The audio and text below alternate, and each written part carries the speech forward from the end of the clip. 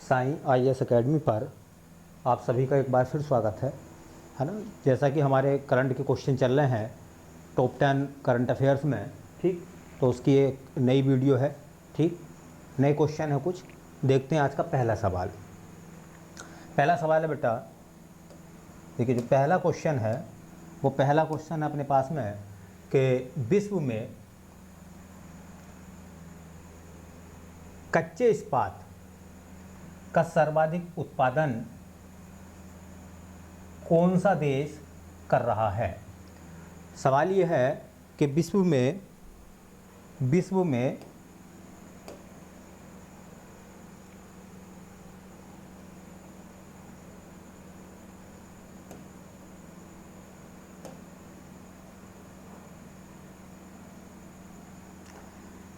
देखिए दोबारा, है ना, विश्व में कच्चे इस्पात का सर्वाधिक उत्पादन कौन सा देश कर रहा है। ऑप्शन है आपके पास में, पहला ऑप्शन है चीन, दूसरे पे भारत, तीसरे पे जापान, चौथे पे अमेरिका। तो दुनिया में सबसे ज़्यादा कच्चे इस्पात का उत्पादन कौन सा देश कर रहा है। कच्चा इस्पात, है ना, क्रूड स्टील बोलते हैं उसे हम। कच्चे इस्पात का सबसे ज़्यादा उत्पादन करने वाला देश है वो है बेटा चाइना, है ना। पूरी दुनिया में सबसे ज़्यादा कच्चे इस्पात का उत्पादन जो है वो चीन करता है, ठीक है। तो कच्चे इस्पात के उत्पादन में पहला नंबर तो है बेटा चीन का, चीन पहले नंबर पर है, और दूसरा नंबर आता है बेटा भारत का। ये दोनों क्वेश्चन बहुत महत्वपूर्ण हैं कि कच्चे इस्पात के उत्पादन में भारत का नंबर दूसरा है, ठीक है। तीसरे नंबर पर है जापान, ठीक।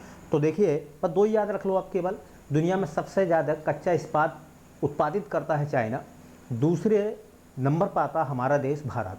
तो कच्चे इस्पात के उत्पादन में भारत का नंबर दूसरा है, ठीक है। अब हम बात करते हैं कुछ और सवालों की, है ना। देखिए, भारत में इस्पात के मामले में पहला कारखाना जो खुला था 1874 में, एक कारखाना खुला था जिसका नाम था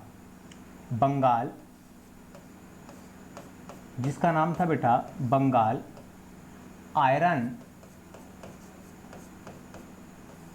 वर्क्स, ठीक है। और ये कारखाना, इसी का जो बाद में नाम रखा गया है ना, इसका बाद में जो नाम रखा गया था बेटा, वो नाम रखा गया था, इसी को कहा गया था बाद में वराकर आयरन वर्क्स, ठीक है, बराकर आयरन वर्क्स।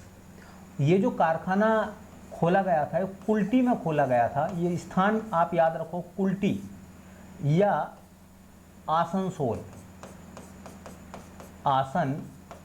में, कुल्टी या आसनसोल में खोला गया था कारखाना। और इसका जो नाम, जो स्टेट है वो था बेटा पश्चिमी बंगाल। पश्चिमी बंगाल में ये कारखाना खोला गया था, ठीक है। किस नदी पर खोला गया था? नदी का नाम आता है वराकर नदी, बराकर नदी, ठीक है। इतना आप याद रखिए। सवाल आपसे पूछेगा कि भारत में लौह इस्पात का पहला कारखाना कौन सा था। तो भारत में लौह इस्पात का पहला कारखाना कब खुला था? 1874 में। कहाँ खुला था? कुल्टी में, है ना। और किस नदी के किनारे पर खुला था? बराकर नदी के किनारे पर। उसका नाम क्या था? नाम था उसका बंगाल आयरन वर्क्स, जो बाद में उसका नाम पड़ गया था वराकर आयरन वर्क्स के नाम से, ठीक। समय गुजरता चला गया और दूसरा कारखाना भारत में 1907 में खुला, प्राइवेट सेक्टर में, है ना, जिस कारखाने का नाम था टिस्को, TISCO, टिस्को। टिस्को का पूरा नाम होता है बेटा Tata iron and steel company, Tata iron and steel company, है ना। ये कारखाना कहाँ खुला था? साक्ची जगह का नाम था। आज जिस स्थान पर पहला कभी साकची था, आज उस गांव का नाम रखा गया है जमशेदपुर, है ना। जमशेदपुर कहाँ पड़ता फिलहाल ये? झारखंड में। ये कारखाना खुला था, किस नदी पर खुला था? नदी के किनारे पर खुला था, तो वो नदी है स्वर्णरेखा। स्वर्णरेखा नदी के किनारे पर, है ना, टिस्को खुला था। तो कई बार सवाल पूछा जाता कि जो टिस्को है ना, टाटा वालों का जो कारखाना है, ठीक है, ये कारखाना जो है गवर्नमेंट सेक्टर का नहीं है, बल्कि ये कारखाना निजी क्षेत्र का है। कौन सा? निजी। निजी समझ रहे हैं ना, प्राइवेट सेक्टर में खोला गया था। तो टिस्को से बहुत सारे सवाल पूछे जाते हैं। टिस्को का पूरा नाम क्या है? Tata iron and steel company. दूसरा, टिस्को बना कब था? 1907 में। टिस्को कहाँ लगाया गया था कारखाना? तो ये लगाया गया था झारखंड के जमशेदपुर, ये साकची नामक स्थान पर जमशेदजी टाटा द्वारा इसकी स्थापना हुई थी, ठीक है। इसीलिए जमशेदपुर को भारत का पिट्सबर्ग कहा जाता है, ठीक है। भारत का पिट्सबर्ग जमशेदपुर को बोलते हैं। भारत की इस्पात नगरी कहा जाता है जमशेदपुर, ठीक है। जमशेदपुर से दो सवाल और मैं आपको बता दूं। जमशेदपुर को भारत का पिट्सबर्ग बोलते हैं, भारत का, है ना, पिट्सबर्ग क्या है? जमशेदपुर।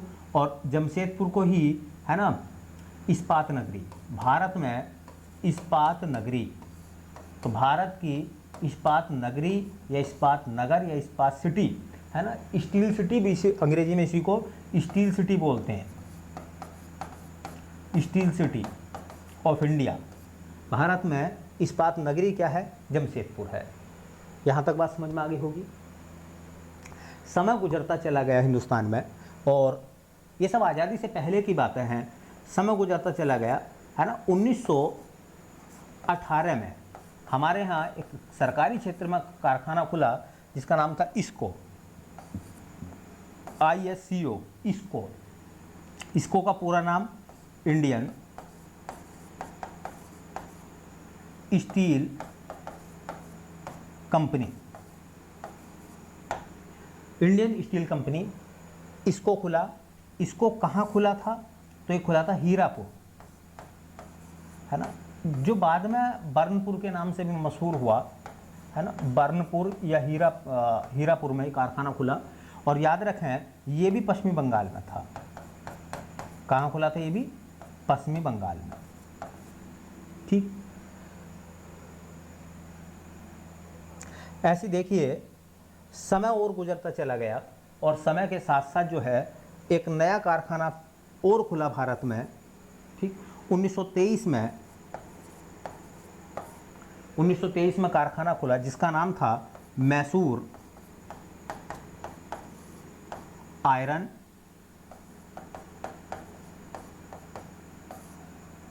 एंड स्टील कंपनी, है ना। और इसको आगे चलने के बाद बेटा जो नाम दिया गया, वो नाम दिया गया विश्वेश्वरैया।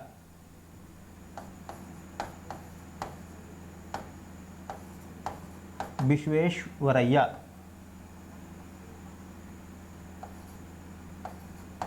विश्वेश्वरैया, है ना। और ये कारखाना कहाँ खुला था? ये खुला था भद्रावती नदी पर, भद्रावती नदी के किनारे पर खुला, ठीक। और कर्नाटक में खुला,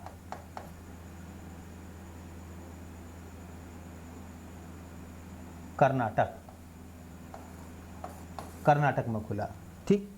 ये सब आज़ादी से पहले के कारखाने हैं, है ना। एक कारखाना 1923 में खुला था हमारे यहाँ, मैसूर वाला। इसका थोड़ा नाम याद रखना, Mysore iron and steel company को हम क्या बोलते हैं? विश्वेश्वरैया। ये सब आयरन के प्लांट है, लोहे के प्लांट है, इस्पात के प्लांट थे भारत में, ठीक।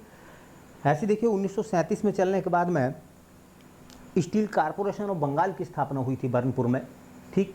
लेकिन आज़ादी के बाद में जो कारखाने खुले, है ना, मैं उनके बारे में भी और आपको बता दूं।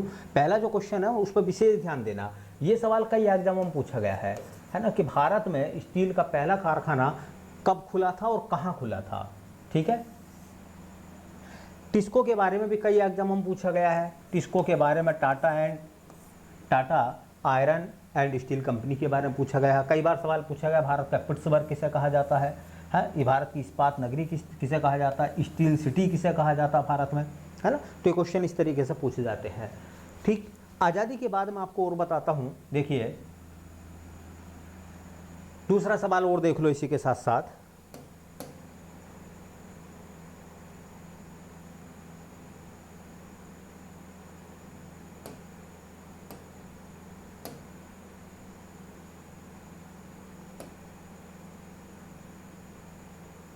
देखिए दूसरा सवाल क्या है, कच्चे इस्पात के उत्पादन में भारत का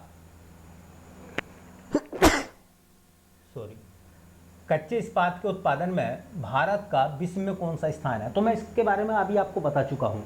ये क्वेश्चन मैंने अभी आपको बताया है कि कच्चे इस्पात के उत्पादन में भारत का जो है वो दूसरा स्थान है, जबकि पहला नंबर किसका है, चाइना का। कच्चे इस्पात के उत्पादन में भारत दूसरे नंबर पर आता है, और पहले नंबर पर कौन सा आता है बेटा,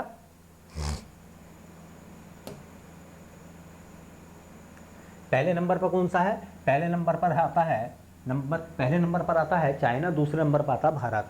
तो हमारी बात वही चल रही थी, कौन सी, कच्चे इस्पात की, आयरन एंड स्टील की बात चल रही थी, है ना। तो मैं आपको बताता हूँ कुछ नाम। देखिए जब भारत आज़ाद हुआ तो भारत में आज़ादी के बाद जो है कुछ स्टील के और कारखाने खुले। कौन कौन से कारखाने खुले उनके बारे में देखते हैं। तो स्टील के बारे में जो कारखाने खुले भारत में, खूब एग्जाम में पूछे जाते हैं। ये जो मैं पोर्शन अब बता रहा हूँ ये बहुत मोस्ट पोर्शन है बेटा।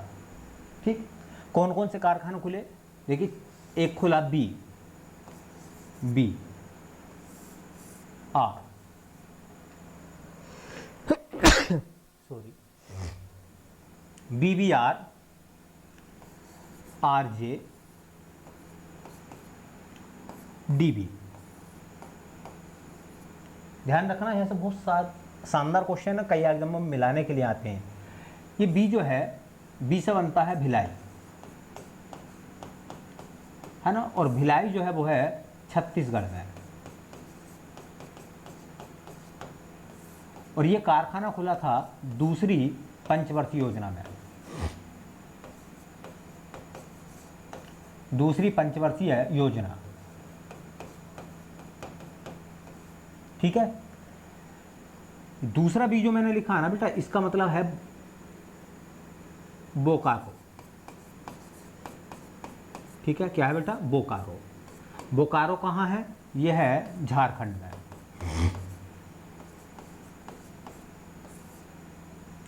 और ये जो कारखाना खुला था ये खुला था बेटा तीसरी पंचवर्षीय योजना में, तीसरी पंचवर्षीय योजना। और किसकी मदद से खुला था, पूर्व सोवियत संघ,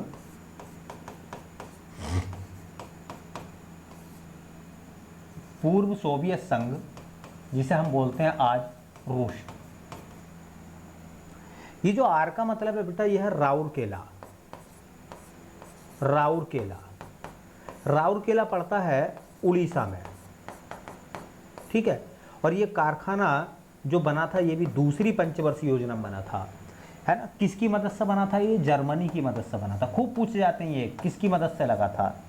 तीसरे नंबर पर जो मैंने लिखा है वो है डी। डी का मतलब है बेटा दुर्गापुर। ठीक है, और ये दुर्गापुर जो है ये पड़ता कहाँ है, पश्चिमी बंगाल में। कहाँ पड़ता बेटा, पश्चिमी बंगाल में। और ये कारखाना भी कब, कौन सी योजना में बना था, दूसरी पंचवर्षीय योजना में। किसकी मदद से, ब्रिटेन की मदद से।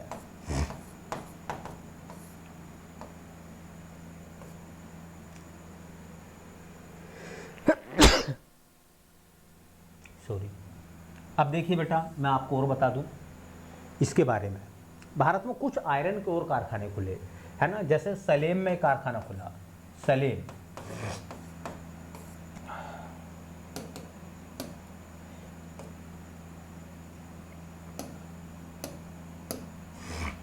सलेम, सलेम कहाँ है, तमिलनाडु में, आयरन का कारखाना है। उसके बाद में देखिए विशाखापट्टनम, तट पर लगने वाला पहला कारखाना था ये विशाखापट्टनम, यह है आंध्र प्रदेश में, है ना। एक और कारखाना विजयनगर,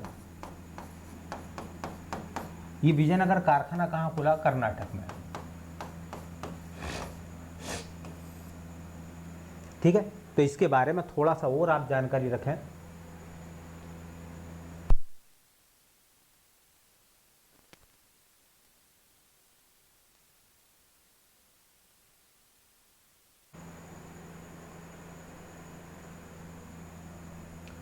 देखिए तीसरा क्वेश्चन है अपना, है ना, तीसरा सवाल था। सवाल यह है कि टाइलर पुरस्कार 2020 है ना किसे प्रदान किया गया है? पवन सुखदेव, ग्रेसन डेली, उपरोक्त दोनों, या इनमें से कोई नहीं? तो दोनों को दिया गया है, ये टाइलर पुरस्कार दोनों को दिया गया है। तो मैं कुछ बात आपको बताता हूँ टाइलर पुरस्कार के बारे में, ठीक है। देखिए जो टाइलर पुरस्कार है ना, वैसे तो कहा जाता है कि टाइलर पुरस्कार की जो शुरुआत हुई है वो 1973 से हुई है, ठीक है। टाइलर पुरस्कार किस क्षेत्र में दिया जाता है? तो क्षेत्र आता बेटा इन्वायरमेंट का, पर्यावरण के क्षेत्र में, है ना? पर्यावरण के क्षेत्र में टाइलर पुरस्कार दिया जाता है। इस टाइलर पुरस्कार का जो उपनाम है ना, इसे और क्या कहा जाता है? ठीक है, तो इसे कहा जाता है पर्यावरण का नोबल, है ना, पर्यावरण का नोबल। पर्यावरण के क्षेत्र में ये नोबल पुरस्कार के बराबर है, नोबल पुरस्कार के रूप में दिया जाता है। एक प्रकार से आप कह सकते हैं कि पर्यावरण का नोबल है। अगर कोई आपसे पूछता है कि पर्यावरण का नोबल किसे कहा जाता है, तो टाइलर पुरस्कार को कहा जाता है, ठीक है। 2020 में किसे मिला है? ठीक है, तो 2020 में जो मिला है वो दो व्यक्तियों को मिला है बेटा। एक का नाम है पवन सुखदेव, पवन सुखदेव। ये जो पवन सुखदेव हैं ये हैं हमारी इंडिया के, भारत के हैं। ये पर्यावरण अर्थशास्त्री हैं, है ना। तीसरी बात भैया, इन्होंने हरित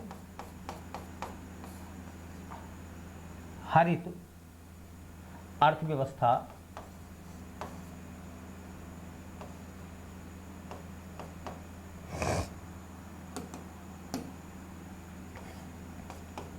इन्होंने क्या करा था बेटा, है ना, ग्रीन इकोनॉमी, हरित अर्थव्यवस्था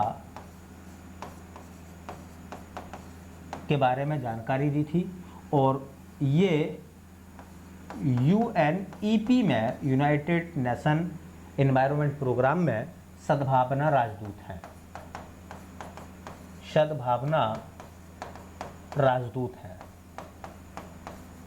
ठीक है। दूसरा नाम जो है ना, जिनका नाम है ग्रेसन डेली, तो ग्रेसन डेली, है ना। तो याद रखना है आपको, क्या क्या याद रखना है, बस एक क्वेश्चन याद रखना आपको, कुछ नहीं, एक सवाल केवल। सवाल आपको ये याद रखना है कि 2020 का टाइलर पुरस्कार किसे किसे दिया गया है? तो ग्रेसन डेली को और पवन सुखदेव को।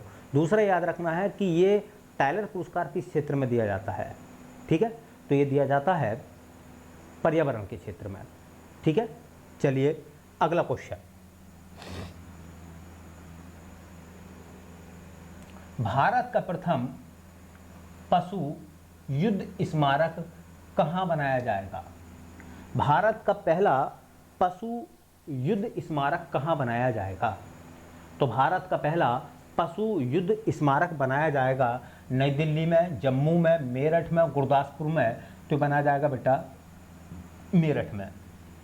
याद रखना है, भारत का पहला पशु युद्ध स्मारक, ऐसे एनिमल जिन्होंने युद्ध में, है ना, भारतीय सेना के साथ मिलकर काम किया है, उनकी मेमोरी में, उनकी याद में एक पशु युद्ध स्मारक बनाया जाएगा हमारे मेरठ में, ठीक है। और मेरठ कहाँ है? उत्तर प्रदेश में है। तो देखिए, मैं उत्तर प्रदेश की जब भी कोई क्वेश्चन आता है तो मैं आपको उत्तर प्रदेश के बारे में 10 बातें बताता हूँ या कोई ना कोई स्टेप बताता हूँ।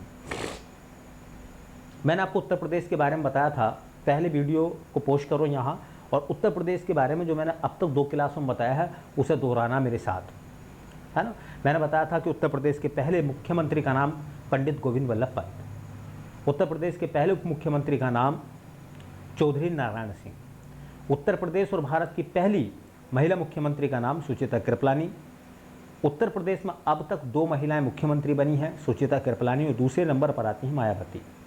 सबसे ज़्यादा बार मुख्यमंत्री बनी है 4 बार मायावती। सबसे कम समय के लिए मुख्यमंत्री बने हैं जगदम्बिका पाल उत्तर प्रदेश में, है ना। सबसे कम उम्र के मुख्यमंत्री बने हैं अखिलेश यादव 38 साल की उम्र में। सबसे ज़्यादा उम्र में मुख्यमंत्री बने हैं उत्तर प्रदेश में, है ना, राम प्रकाश गुप्त 76 साल। सबसे ऐसे उत्तर प्रदेश के मुख्यमंत्री जो बाद में चलकर देश के प्रधानमंत्री बने, वो 2 व्यक्ति थे, मैंने बताए थे आपको।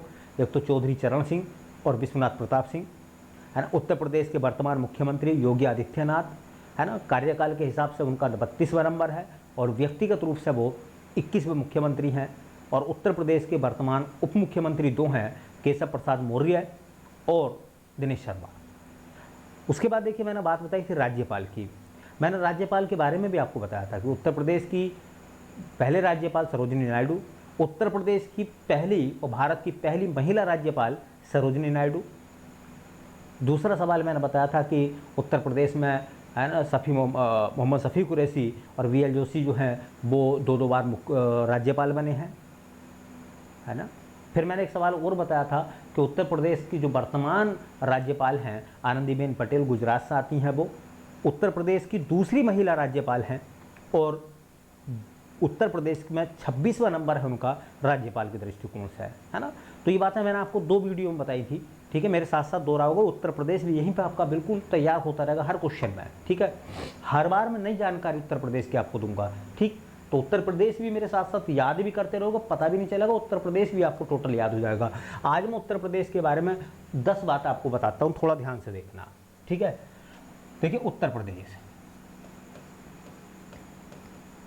आप जानते हैं उत्तर प्रदेश के बारे में कहा जाता है कि उत्तर प्रदेश का जो आकार है, ठीक है, वो लंबवत कहा जाता है ना। अगर कोई आपसे पूछता है कि उत्तर प्रदेश का आकार कैसा है तो आप कहोगे लंबवत, पहला सवाल। दूसरा सवाल, उत्तर प्रदेश का अक्षांशीय विस्तार कितना है? उत्तर प्रदेश का अक्षांशीय विस्तार, तो उत्तर प्रदेश का अक्षांशीय विस्तार जो है वो आता है बेटा 23 डिग्री 52 मिनट से नॉर्थ से, मतलब, है ना, 30 डिग्री 24 मिनट नॉर्थ में। दूसरा सवाल, तीसरा सवाल देखिए, उत्तर प्रदेश का देशांतरीय विस्तार, देशांतरीय विस्तार, तो उत्तर प्रदेश का देशांतरीय विस्तार है 77 डिग्री 05 मिनट ईस्ट, मतलब पूर्वी देशांतर से 83 डिग्री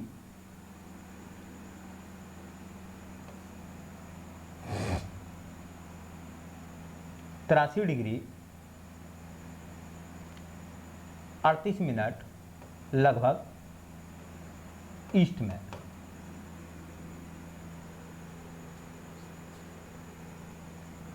सत्तर 84 डिग्री बेटा, है ना, 84 डिग्री 38 मिनट लगभग, ठीक। दूसरा अगला देखिए, उत्तर प्रदेश की जो पूरब पश्चिम लंबाई है, पूरब पश्चिम लंबाई वो आती 650 किलोमीटर।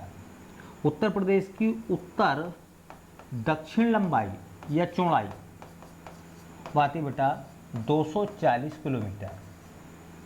उत्तर प्रदेश का क्षेत्रफल वो आता बेटा 240 928 वर्ग किलोमीटर, है ना। उत्तर प्रदेश का क्षेत्रफल यूपी का क्षेत्रफल भारत के क्षेत्रफल का, पूरे भारत के क्षेत्रफल का कितना बेटा 7.33%, है ना। क्षेत्रफल की दृष्टि से उत्तर प्रदेश का स्थान, है ना, क्षेत्रफल की दृष्टि से भारत के राज्य है।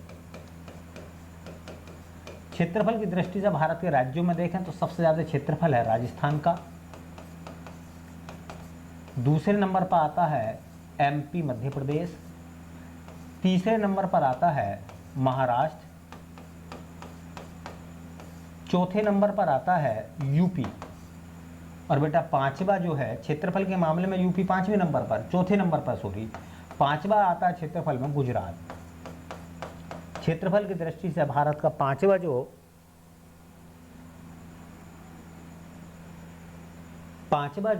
राज्य है वो गुजरात है। चौथा नंबर है क्षेत्रफल में, है ना, किसका? उत्तर प्रदेश का। इसी क्रम को देखते हुए चलें तो अंतिम क्षेत्रफल में सबसे छोटा जो है ना, वो आप सबको पता है, वो है गोवा। क्षेत्रफल की दृष्टि से भारत का सबसे छोटा राज्य क्या है? वो है गोवा। ठीक है, अगर और देखें आप, है ना, इस चीज़ को देखें तो मैं आपको थोड़ी सी जानकारी और बता दूं। देखिए, आपने देखा होगा जो मैप होता है ना, मैप, तो मैप में कुछ रेखाएं ऐसी मिलेंगी आपको। ठीक है, इन रेखाओं को बोलते हैं हम अक्षांश रेखाएं, जो क्षैतिज रेखाएं होती हैं। तो उत्तर प्रदेश जो है वो 23 डिग्री 52 मिनट नॉर्थ से, है ना, 30 डिग्री 24 मिनट नॉर्थ में जाता। ये जो खड़ी लाइन आप देख रहे हो ना, खड़ी लाइन है, इन्हें बोलते हैं देशांतर। ठीक, तो उत्तर प्रदेश का जो देशांतरी विस्तार है, इसको अगर आप देखना चाहोगे तो देशांतरी विस्तार आता है 77 डिग्री 05 मिनट ईस्ट से, है ना, 84 डिग्री 38 मिनट ईस्ट में। ठीक, ये देखो, ये वाला हिस्सा ये ईस्ट है मान लीजिए, है ना, और ये मान लो वेस्ट है, ऐसा मान कर चलो आप। तो ईस्ट वेस्ट जो चौड़ाई है, लंबाई है, वो कितनी होगी? देखो, पूरा पश्चिम 650 किलोमीटर। इस मैप से याद रह जाएगा आपको।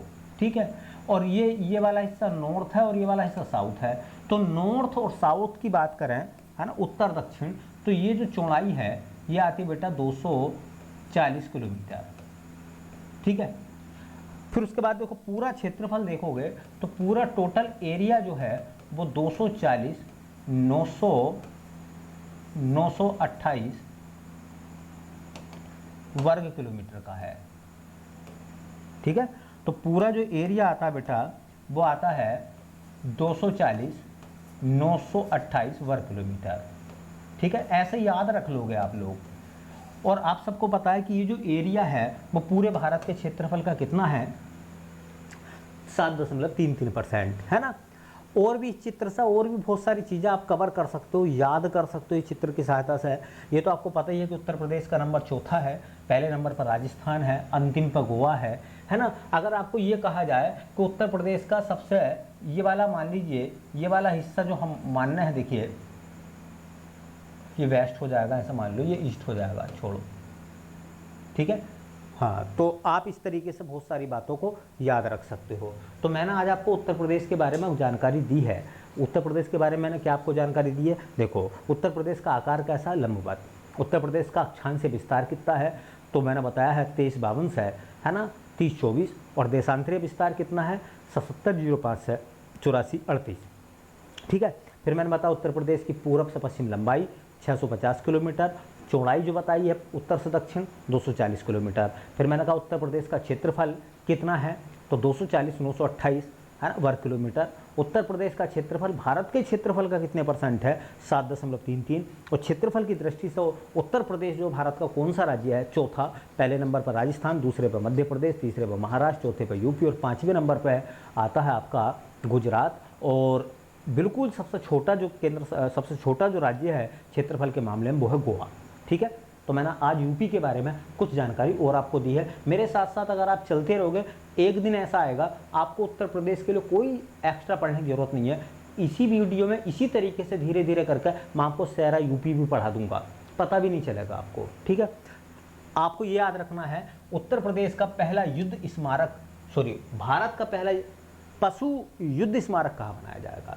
तो मेरठ में बनाया जाएगा। इसमें होगा क्या, देखिए मैं आपको बताऊं, है ना, बहुत सारे पशु ऐसे हैं, जैसे तुमने देखा होगा सेना के पास में घोड़े होते हैं, सेना के पास में कुछ डॉगी होते हैं, कुत्ते होते हैं, उनका इस्तेमाल सेना करती है ना, जिन्होंने युद्ध के समय में भारतीय सेना का सहयोग दिया है, साथ दिया है ना। और उन्हीं एनिमल की याद में जो है ये भारत का पहला पशु युद्ध स्मारक बनाया जाएगा मेरठ में।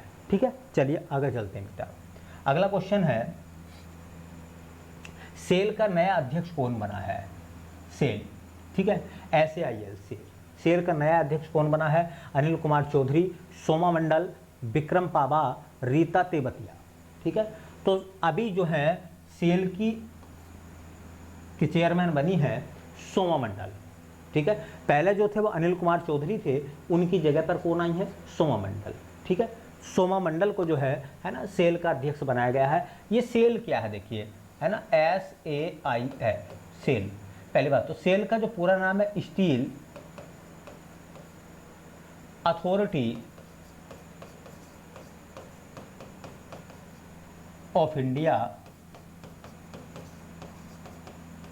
लिमिटेड। ठीक है, steel authority of India limited, भारतीय इस्पात प्राधिकरण, हिंदी में बोलते हैं भारतीय इस्पात प्राधिकरण। ठीक है, भारतीय इस्पात प्राधिकरण। सेल की स्थापना कब हुई थी मैं आपको बता दूं, तो सेल की स्थापना हुई थी 1954 में, है ना। सेल का जो मुख्यालय है वो कहाँ है? ठीक है, तो सेल का जो मुख्यालय है वो है बेटा नई दिल्ली में। कहाँ है? नई दिल्ली में, है ना। तीसरी बात, सेल कैसी कंपनी है? ठीक है, तो सेल महारत्न कंपनी है, महारत्न कंपनी। चौथी बात, सेल के जो चेयरमैन या अध्यक्ष जो सेल में बनाया गया है, तो सेल की जो अध्यक्ष बनी है उनका नाम जरूर याद रखें, एग्जाम में बहुत मोस्ट है, सोमा मंडल। कहीं कहीं ना सोमा मोंडोल लिखा हुआ मिलता है, सोमा मंडोल लिखा हुआ मिलता है, सोमा मंडल थोड़ा याद रखना, है ना। सेल का काम क्या है? तो मैं ना आपको अभी कुछ इस्पात के कारखाने बताए थे पहले वाले वीडियो में, पहले वाले क्वेश्चन में, है ना। मैंने कहा था इसको है ना। फिर मैंने बताया था जो राउरकेला है, भिलाई है, दुर्गापुर है ना, बोकारो है, सिलेम है, विशाखापट्टनम है ना। फिर मैंने बताया था विजयनगर है। जितने भी स्टील के सरकार के कारखाने हैं, जितने भी स्टील के लौह इस्पात के सरकार के जितने भी कारखाने हैं, उन सभी कारखानों को नियंत्रित करता है सेल। ठीक है, तो सेल का काम क्या है ना, भारत के सार्वजनिक क्षेत्र के, सार्वजनिक कहते हैं सरकारी, सार्वजनिक क्षेत्र के सभी कारखानों को नियंत्रित करना। मतलब आप समझ रहे होंगे, नियंत्रित करना मतलब आप समझ रहे होंगे कि जितने भी सरकार के स्टील के प्लांट हैं वो सबके सब किसके डायरेक्शन में चलते हैं? वो सेल के डायरेक्शन में चलते हैं। सेल एक महारत्न कंपनी का नाम है। तो करंट में तो यही सवाल है कि सेल के अध्यक्ष कौन बनाए गए हैं? सोमा मंडल को बनाया गया है। सेल की स्थापना कब हुई थी? 1954 में। सेल का हेडक्वार्टर कहाँ है? नई दिल्ली में। और सेल कैसी कंपनी है? महारत्न कंपनी है। ठीक है, चलिए आगे चलते हैं। अगला क्वेश्चन, हाल ही में कोविड-19 वैक्सीन को रजिस्टर करने वाला पहला देश, WHO के यहाँ जिस देश ने अपनी वैक्सीन को लॉन्च करा है, रजिस्टर्ड करा है, उस देश का नाम क्या है ना? तो वो देश है बेटा रूस। क्या है? रूस, है ना, रूस है। देखिए मैं रूस के बारे में 10 बातें आपको बताता हूँ। रूस के बारे में 10 बात है। पहली बात, रूस की कैपिटल क्या है? मास्को। ठीक है, रूस की राजधानी मास्को है और ये मास्को जो है मस्कट नदी के किनारे पर है। चलिए दूसरा सवाल है ना, रूस के जो राष्ट्रपति हैं वो कौन है? तो रूस के राष्ट्रपति हैं व्लादिमीर पुतिन। Vladimir Putin. 2 सवाल हो गए। ठीक है, तीसरा सवाल ये है कि रूस की जो मुद्रा है वो क्या है बेटा? तो रूस की मुद्रा है रूबल। चौथा सवाल, रूस की संसद का क्या नाम है ना? रूस की संसद का नाम क्या है ना? ड्यूमा। ड्यूमा बहुत एग्जाम में पूछा जाता है। रूस की संसद का नाम क्या है? ड्यूमा है रूस की संसद का नाम। ठीक है, आगे देखो, है ना, विश्व का सबसे लंबा रेल मार्ग भी रूस में है। विश्व का सबसे लंबा रेल मार्ग कहाँ पड़ता है बेटा? वो रूस में है। और रूस में कहाँ से कहाँ तक जाता है वो तो बताते हैं कि व्लादिवोस्टॉक से जाता है वो लेनिनग्राड तक जाता है। दुनिया का सबसे लंबा रेल मार्ग रूस में है ना। ऐसे देखिए एक और सवाल, विश्व की सबसे गहरी झील, विश्व की सबसे, है ना, गहरी झील तो वो है बेटा बेकाल। और ये बेकाल झील भी कहाँ है? ये भी रसिया में है। ठीक है, बेकाल झील भी कहाँ है? रसिया में, रूस में है।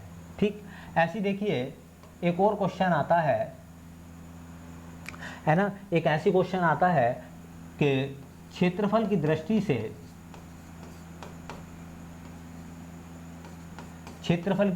से विश्व का सबसे बड़ा देश, क्षेत्रफल के मामले में ऐसा देश जिसका क्षेत्रफल सबसे ज़्यादा है तो वो भी है रूस, रसिया। क्षेत्रफल में देखिए सबसे बड़ा देश आता है रूस, दूसरे नंबर पर कनाडा, तीसरे नंबर पर चाइना, चौथे पर यूएसए, पाँचवें पर ब्राज़ील, छठे पर ऑस्ट्रेलिया, सातवें पर भारत, आठवें पर अर्जेंटीना। ठीक है, ये देश मैंने आपको बता दिए हैं। विश्व का सबसे छोटा देश आपको सबको पता है वेटिकन सिटी है क्षेत्रफल के मामले में, है ना। ये जो रूस ने जो वैक्सीन बनाई है उस वैक्सीन का नाम क्या है ना। तो जो वैक्सीन बनाई है उस वैक्सीन का नाम है स्पुतनिक वी। रूसी वैक्सीन का नाम, कोविड-19 की जो वैक्सीन बनाई है रसिया ने, उसका नाम क्या है? Sputnik V. इतनी बात आप रूस के बारे में याद रख लें, है ना। और ये क्वेश्चन कई एग्जामों में पूछे जाते हैं, आपकी बहुत मदद करेंगे। ठीक, चलते हैं नेक्स्ट क्वेश्चन की तरफ। अगला सवाल है कि जून 2020 में अरब सागर में कौन सा चक्रवाती तूफान आया था, है ना। तो देखिए अम्फान मई में आया था, मई के महीने में अम्फान आया था, है ना। अम्फान है, बिलीबिली है, सैंडी है, निसर्ग है। तो निसर्ग तूफान आया था, है ना। इस निसर्ग तूफान जो आया था ये अरब सागर में आया था, है ना। ठीक है, और इस तूफान से, है ना, जो गुजरात का तट है ना, गुजरात को सबसे ज़्यादा नुकसान हुआ था। ठीक है, निसर्ग, तो निसर्ग अरब सागर में आया था, बंगाल की खाड़ी में अम्फान आया था। बंगाल की खाड़ी में जो अम्फान आया था, है ना, वो अम्फान जो था उससे जो सबसे ज़्यादा हानि बंगाल को हुई थी, उड़ीसा को हुई थी। ठीक है, अम्फान के बारे में उस दिन थोड़ा वीडियो को पॉज करो और ये बताओ कि मैंने आपको साइक्लोन के बारे में कुछ जानकारी दी थी, चक्रवातों के बारे में मैंने कुछ आपको बताया था। एक वीडियो में मैं आपको चक्रवातों के बारे में बता चुका हूँ, यहाँ मैं लिखवाऊँगा नहीं, केवल उन्हीं चक्रवातों को मैं दोबारा दोहराऊँगा, है ना। मैंने क्या कहा था, जब चक्रवात चलते हैं, चक्रवात आते हैं तो उनके सेंटर में लो प्रेशर होता है, उनके बाहर हाई प्रेशर होता है, और हवाएं जो हाई प्रेशर से लो प्रेशर की तरफ जाती हैं। तो मैंने उस दिन आपको बताया होगा, ध्यान रखो थोड़ा सा, मैंने कहा था ये चक्रवात है ना। इस चक्रवात में यहाँ पे LP होता है लो प्रेशर, बाहर HP होता हाई प्रेशर।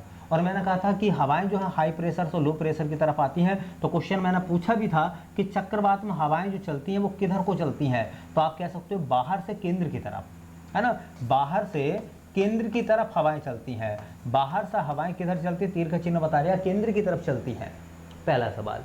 दूसरा सवाल मैंने बताया था कि चक्रवात की स्थिति में वाताग्र बनते हैं, है ना। तीसरे नंबर की बात मैंने आपको बताया था कि जब चक्रवात आते हैं तो चक्रवात अगर ये मान लीजिए उत्तरी गोलार्ध है और ये दक्षिणी गोलार्ध है ना, दोनों की स्थिति की हम बात करें तो उत्तरी गोलार्ध में चक्रवात में हवाएं जो है घड़ी की सुई के खिलाफ चलती हैं, विपरीत चलती हैं। जबकि दक्षिणी गोलार्ध में जो चक्रवात आते हैं, दक्षिणी गोलार्ध में जो चक्रवात आते हैं, उन चक्रवातों में हवाएं जो घड़ी की सुई सुई के अनुकूल चलती हैं। फिर मैंने बताया चक्रवात जब आते हैं तो तेज हवाएं चलती हैं और उन तेज हवाओं के साथ साथ बरसात भी होती है चक्रवात में। एंटी साइक्लोन जब आते हैं मौसम स्वच्छ रहता है। फिर मैंने बताया था टाइफून एक चक्रवात है, टोर्नेडो एक चक्रवात है, हरिकेन एक चक्रवात है, बवंडर एक चक्रवात है, बिलीबिली एक चक्रवात है, नरगिस एक चक्रवात है, कैटरीना भी एक चक्रवात है ना। ये सभी सैंडी एक चक्रवात है ना। ये सभी चक्रवातों के नाम हैं। तो ये बात मैं आपको पहले बता चुका हूँ। बार बार मैं कहता हूँ कि बार बार मैं लिखवाता नहीं हूँ, लेकिन मैं कहता हूँ कि जब वो सवाल आएगा तो पिछली बातें मैं सब आपकी जो रिवाइज करा देता हूँ। ठीक है, तो थोड़ा याद रख लेना। जून 2020 में जो अरब सागर में तूफान आया था उसका नाम था निसर्ग, है ना। और बंगाल की खाड़ी में चक्रवात आया था उसका नाम था अम्फान। चलिए अगला क्वेश्चन, विश्व का सबसे लंबा समुद्र पुल किस देश में है? तो विश्व का सबसे लंबा समुद्र पुल जो है भारत, रूस, चीन, यूएसए, तो वह है बेटा चाइना में समुद्र पुल, है ना। विश्व का सबसे लंबा समुद्र पुल जो है वो मकाऊ से है ना और चाइना तक जाता है। वो समुद्र पुल जो है वो चीन में है, याद रख लेना, चाइना में है। और इस समुद्र पुल की जो लंबाई है ना बेटा, इसकी जो लंबाई है ना, वो लगभग 55 किलोमीटर बताई जाती है। और ये कहा जाता है कि इस 55 किलोमीटर में से 6.7 किलोमीटर जो है वो समुद्र के नीचे है, समुद्र के नीचे, समुद्र के नीचे बना हुआ है वो। तो विश्व का सबसे लंबा समुद्र पुल जो है वो चाइना में है। वो कहाँ है? चाइना में है। 55 किलोमीटर लंबा है, इतना आप जरूर याद रख लेना।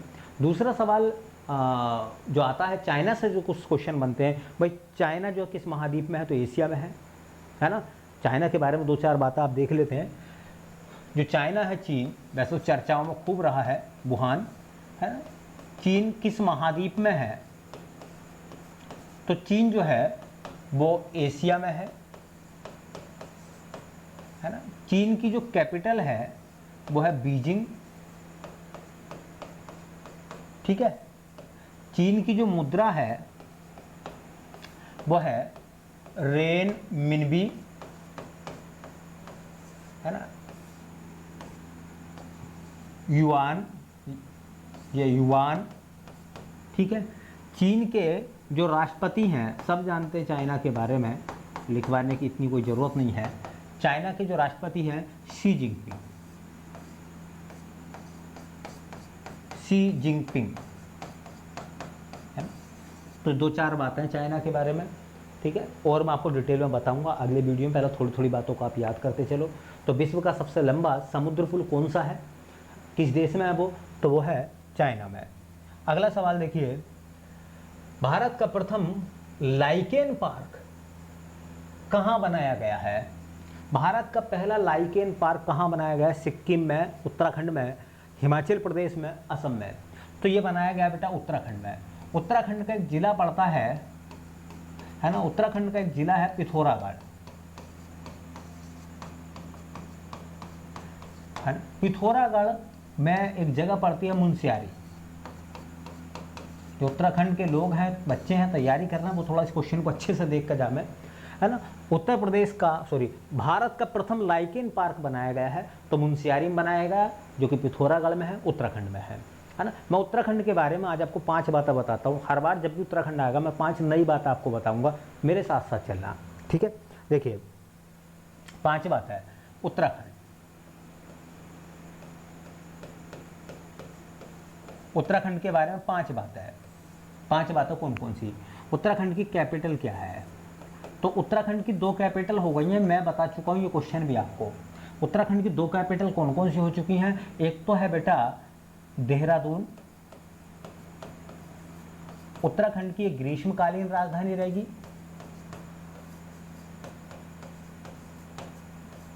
है ना। दूसरी राजधानी गैरसैंण, गैरसैंण को बनाया जाएगा, ठीक है। ये उत्तराखंड की, है ना।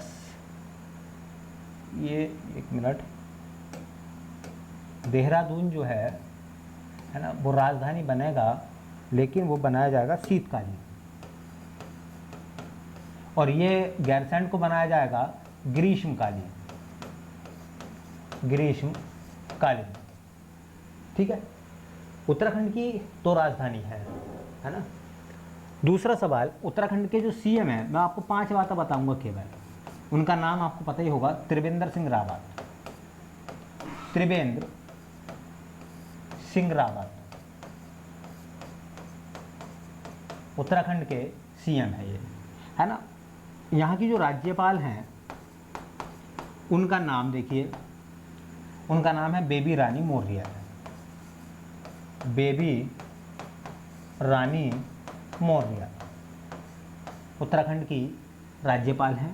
चौथा सवाल देखिए, उत्तराखंड का जो हाई कोर्ट है, उत्तराखंड का जो हाई कोर्ट है वो हाई कोर्ट है बेटा नैनीताल में, है ना। हर बार मैं आपको 5 बातें बताया करूंगा उत्तराखंड की, एक दिन ऐसा आएगा उत्तराखंड भी बिल्कुल आपको टोटल याद हो जाएगा उत्तराखंड के बारे में भी। जब भी क्वेश्चन आएगा उत्तराखंड के बारे में पढ़ते रहिए आप, है ना। तो हाई कोर्ट उत्तराखंड का जो है वो नैनीताल में है। ऐसी देखिए उत्तराखंड के जो मंडल है ना, उत्तराखंड में मंडलों की संख्या, संभागीय मंडलों की संख्या 2 है। एक उत्तराखंड का मंडल है कुमायूं, है ना। दूसरा उत्तराखंड का मंडल है गढ़वाल। तो मैंने आपको 5 बातें बता दी देखो उत्तराखंड के बारे में। 5 अगली बार में फिर क्वेश्चन आएगा उत्तराखंड का कोई ना कोई करंट अफेयर्स में, मैं फिर आपको 5 बातें बताऊंगा, है ना। तो उत्तराखंड की 2 राजधानी है, शीतकालीन राजधानी देहरादून, ग्रीष्मकालीन गैरसैंड है। सीएम जो वहाँ के त्रिवेंद्र सिंह रावत हैं, जो वहाँ की राज्यपाल हैं बेबी रानी मौर्य हैं, और उत्तराखंड के जो हाई कोर्ट है ना, वो कहाँ है बेटा, नैनीताल में। मंडल कितने, 2, कुमायूं और गढ़वाल, है ना। ये क्वेश्चन बहुत शानदार बनेगा कि भारत का पहला लाइकेन पार्क कहाँ बनाया गया है, ठीक है। तो वो कहाँ है बेटा, मुनस्यारी में है, पिथौरागढ़ जिले में है, उत्तराखंड राज्य में बनाया जाएगा। ठीक, चलिए आगे देखते हैं। हाँ जी, सवाल है कि हाल ही में WHO ने किस देश को चेचक मुक्त घोषित करा है। मालदीव, श्रीलंका, उपर्युक्त दोनों, इनमें से कोई नहीं। तो दोनों को चेचक मुक्त किया गया है। 1977 में भारत भी चेचक मुक्त हो गया था, है ना। 1980 में WHO ने बहुत सारे देशों को चेचक मुक्त किया था, है ना। 2020 में कहा गया कि मालदीव और श्रीलंका को जो है चेचक मुक्त घोषित करा है WHO ने। तो याद रख लें, थोड़ा सा मैं आपको चेचक के बारे में बता देता हूँ। चेचक को अंग्रेजी में बोलते हैं स्मॉल पॉक्स, है ना। जैसे चिकन पॉक्स होता है ना, ऐसे स्मॉल पॉक्स होता है चेचक। देखिए, चेचक जो बीमारी है वो वायरस की बीमारी है, उसके वायरस का नाम, चेचक के वायरस का नाम है बैरियोला वायरस, है ना। दूसरी बात, चेचक का जो टीका बनाया था, है ना, चेचक का टीका बहुत एग्जाम में सवाल पूछा गया, बहुत सारे एग्जाम में, है ना। चेचक का जो टीका बनाया गया था, ठीक है, तो चेचक का टीका बनाया था एडवर्ड जेनर ने। एडवर्ड जेनर ने चेचक का टीका बनाया था। और ये चेचक का टीका एडवर्ड जेनर ने किससे बनाया था, भेड़ से बनाया था। भेड़ से बनाया था चेचक का टीका, है ना। जैसे आप कोरोना का टीका चल लिया ना, हाँ ऐसी, ठीक है। एक सवाल और आता है, भारत चेचक मुक्त हुआ है, ठीक है, भारत चेचक मुक्त हुआ। भारत को WHO ने चेचक मुक्त घोषित करा था 1977 में। तो ये क्वेश्चन इस तरीके से पूछा गया है कि निम्नलिखित में से किस बीमारी से भारत मुक्त हो चुका है। तो बीमारी है बेटा चेचक, ठीक है। तो चेचक के बारे में मैंने आपको जानकारी दे दी है, याद रख लेना। 2020 में श्रीलंका और मालदीव को जो है WHO ने चेचक मुक्त घोषित करा है, ठीक है ना। तो मैंने आपको 10 क्वेश्चन बताए हैं, और वो 10 क्वेश्चन बहुत मोस्ट हैं। बहुत सारी मैंने आपको अदर भी जानकारी दी है ना। वीडियो को आखिर तक देखा और जो अपने नोट्स बनाते रहें, और जो क्वेश्चन है ना वो बहुत आपके काम के हैं, ठीक है। तो मिलते हैं नेक्स्ट वीडियो में, तब तक आप सभी लोगों का बहुत बहुत धन्यवाद, ठीक है।